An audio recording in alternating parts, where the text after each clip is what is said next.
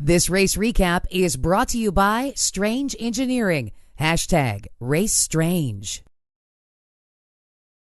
The Chicagoland area is rich with drag racing history, and on Sunday at Route 66 Raceway, a driver who got his start racing funny cars here etched his name in the history books alongside the legends. Tommy Johnson Jr., who licensed at the facility back in '99, scored his first career Lucas Oil NHRA Route 66 Nationals victory at the stadium-style racetrack located in Joliet. Johnson drove his Make-A-Wish funny car to victory over Matt Hagan in a rematch of last year's final round. With the victory, Johnson becomes the final DSR funny car to earn a berth in the Traxxas Funny Car Showdown. There's been a little pressure. We knew we could do it. We put the pressure on ourselves, but I'm really happy for the guys, and Terry and Don, everybody at DSR. This car's been capable of winning. It wasn't a pretty win, but we won. But just happy for everybody. Couldn't be better having my nephew here, Gage, with me. He's going home next week, so we got him a win. This is just awesome, man. This is awesome. I love it. Completing a Don Schumacher Racing double-up, Chicago's favorite son and former resident Tony Schumacher scored a hometown victory as he beat longtime rival Larry Dixon in the final round. Schumacher, who now lives in Austin, Texas, says Chicago is still his home, and with the win, he passed teammate Antron Brown to grab the top fuel point lead. It's unbelievable, man. That was the 80th win, and it was for the points lead. Let's not forget, big round wins. Dixon's a great driver. Hate to keep him out of that the Traxxas shootout, man, but he'll get it. And he's been a lot of final rounds. He's going to win one of these. I know they're shooting for it, With the Mopar Mile High Nationals next on NHRA's schedule, Alan Johnson figured, he'd get a leg up on his domination of the event outside of Denver by grabbing his first win of the season in Chicago. Johnson, in the midst of a frustrating season, broke free in impressive fashion as he defeated Larry Morgan in the final round. You know what? It's been very, very tough. But it's the worst year we've had, and I don't know when. But this team has just hung in there. Mopar's hung in there with us. Magnetti Morelli's hung in there with us.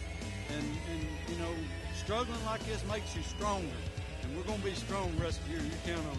Hector Arana Jr. successfully defended his Chicago Pro Stock motorcycle title as he overcame a 300th of a second Matt Smith hole shot. Arana caught Smith with only 7/1000ths of a second to spare at the stripe. I popped the clutch. Matt had me off the line. He did his job, and I was like, oh, man, come on, baby, let's run him in. And we were able to do that and ride it. Probably at the last second, I just passed him, and I wasn't even sure. I was looking for the light, and I saw it come on, and I was celebrating it. Wow, what an awesome feeling. And yes!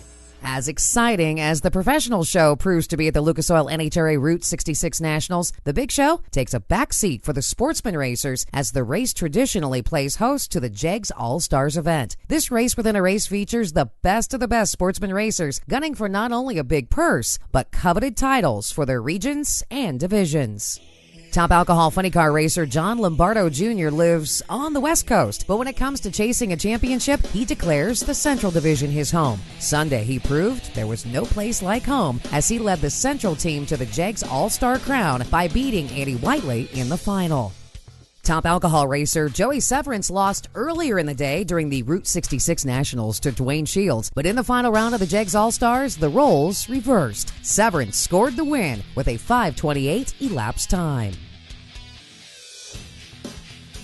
NHRA's Southeastern Division, Division 2, captured the Jegs AllStar crown for the 7th time by taking down Division 3 on a tiebreaker. The individual competition was plenty fierce as Jeff Lane guaranteed himself a berth into next season's Jegs AllStars as he successfully defended his competition eliminator crown, taking down Greg Camplain's dragster.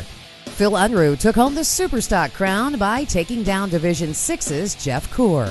In a battle of past and present Camaros, Anthony Fetch scored one for the Classic fans as he denied Jeff Strickland's Copo to win stock. CompetitionPlus.com is based in Spartanburg, South Carolina, and in the Super Comp division, it was hometown racer Kevin Brannon scoring the big victory as he won his very first Jegs AllStar title over Ray Miller. For as many accolades as NHRA Super Gas champion Cool Hand Luke Bugacki has in his storied career, he can now place a Jegs AllStar shifter trophy on the mantle. Bugacki won the double breakout match over Marco Terrivaleris. In Super Street, a blue Corvette was going to be your winner, and it was Scotty Reinschelz that had an easy run to the Jegs AllStar title as Don Snow broke on the starting line.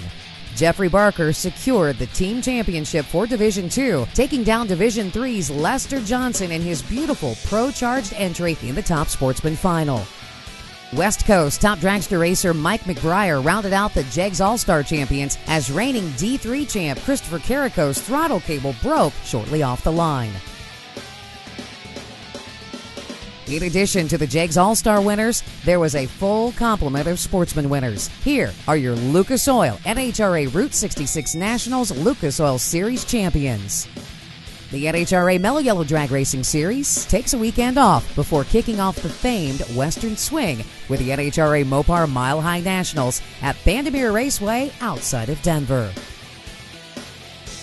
Stay tuned to CompetitionPlus.com for all the latest news and make sure to like us on Facebook. Kathy Fisher, CompetitionPlus.tv.